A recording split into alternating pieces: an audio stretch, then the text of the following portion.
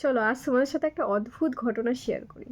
এই জাস্ট 5 থেকে 6 মিনিট আগে আমার ফেসবুকে একটা নোটিফিকেশান আসলো।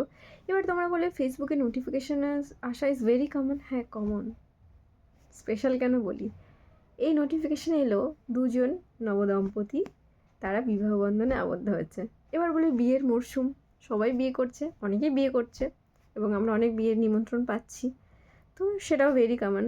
এবার বলি, এই যে দুইজন মানুষ, একজনকে আমি বহু বছর ধরে চিনি, সেই কলেজের সময় থেকে, মানে 2013 2025, কত বছর তোমরাই বুঝে নাও। আর একজনকে জাস্ট নোটিফিকেশান দেখার পরেই জানলাম। এবার এই মানুষটাকে চিনি কিভাবে? আমি কলেজে যখন যাই এই মানুষটা আমাকে ফর্ম ফিল আপ করে দিতে হেল্প করেছিল। খুবই ডিসেন্ট, ডিফারেন্ট পার্সোনালিটি।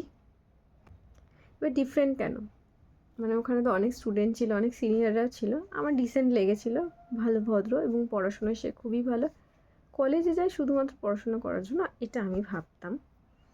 তো এই জন্য ভালো লাগতো। যে আমি যদি বলি যে কীরকম ফিলিং ছিল, সেটা সেই মুহূর্তে না ক্লিয়ার হলেও 2025-এ দাঁড়িয়ে বলতে পারি যে ওই ক্রাশ বলে একটা যদি কথা আছে, সেই কথাটার সাথে মেলানো যেতে পারে, মানে কলেজ ক্রাশ বলা যেতে পারে। এবং সেই সময়টা ছিল ওই 15 দিন ম্যাক্সিমাম। এবার 15 দিন কেন, যাকে নিয়ে ওই এত ভালো ভালো কথা বললাম, ডিসেন্ট, ভদ্র, ভালো, পড়াশুনো করে, কলেজে যায়, তো সেই মানুষটার জন্য ফিলিংটা আমার 15 দিন কেন ছিল, সেটা হলো 15 দিন পরে তারই কিছু বন্ধু, মানে আমার থেকে তারা সিনিয়র ছিল, দিদি, তারা এসে হঠাৎ করে বলে, এই শোন, তোর সাথে কথা আছে, তোকে এই মানুষটা খুবই পছন্দ করে, তার ফিলিংটা নাকি খুবই ডিপ।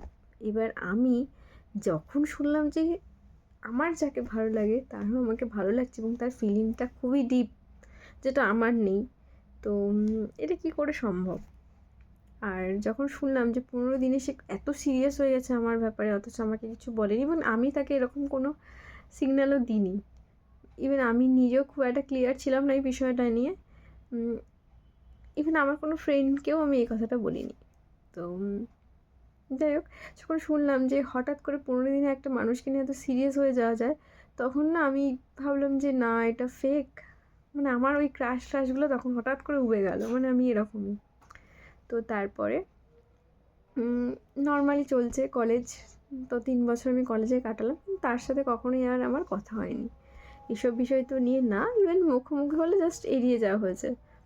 হয়তো কিছু বলার চেষ্টা করেছিল, কিন্তু আমি ইগনোর করেছি, মানে আমি এরকমই। এটা আমার খুবই বাজে ক্যারেক্টারও বলা যেতে পারে, ভালোও বলা যেতে পারে, ডিপেন্ড করছে। এবার তারা কিছু আমাকে আর বলেনি, বিরক্তও করেনি, খুবই ভালো। এবার অনেক বছর পর আমি কলেজ থেকে পাস আউট করার অনেক বছর পর তার সাথে আমার একবার দেখা হয়েছিল, কিন্তু সে আমাকে দেখেনি। এবং আমি আর আমার হাজবেন্ডের সাথে ডায়মন্ড প্লাজা গেছিলাম, সেখানে তার সাথে দেখা হয়েছিল। তো দেখা হয়েছিল, মানে আমি দেখেছিলাম, সে দেখেনি। যাই হোক, তারপরে আবার হঠাৎ করে তার ফেসবুকে সে আমার একদিন ফ্রেন্ড রিকোয়েস্ট পাঠিয়েছিল, খুবই ন্যাচারালভাবে আমি ফেসবুকে রিকোয়েস্টটা অ্যাকসেপ্ট করেছিলাম, কিন্তু কখনোই কথা হয়নি। হ্যাঁ, প্রথম আমার ছবিতে লাইক, রিয়াকশান, তখন লাইক দেওয়া হতো যখন একটা মাত্র লাইকেরই অপশান থাকতো, ওই লাভ অ্যান্ড কেয়ার এইসব রিয়াকশানগুলো তখন ছিল না। আমি সেই সময় তার রিয়াকশান পেয়েছিলাম, তারপরে আর পাইনি। তো সেই রিয়াকশানের পরে এই নোটিফিকেশানটা আসলো, কলেজ ক্লাসের বিয়ের নোটিফিকেশান। ভাই, একটু কেমন কেমন একটা লাগছিলো, দুঃখ। আমি বললাম, বাবা এত সিরিয়াস ছিল? পরও 1-2 বার মানে তার রিয়াকশান দেখে বা পোস্ট দেখে মনে হয়েছিল যে হয়তো আমার জন্য তার কিছু ফিলিং ছিল। সেটা অনেক আগের কথা বলছি। তো তারপরে বিয়ের নোটিফিকেশানটা কীরকম একটা লাগলো।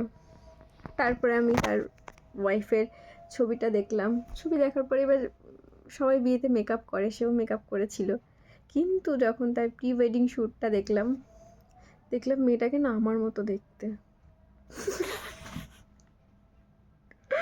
এটা কি?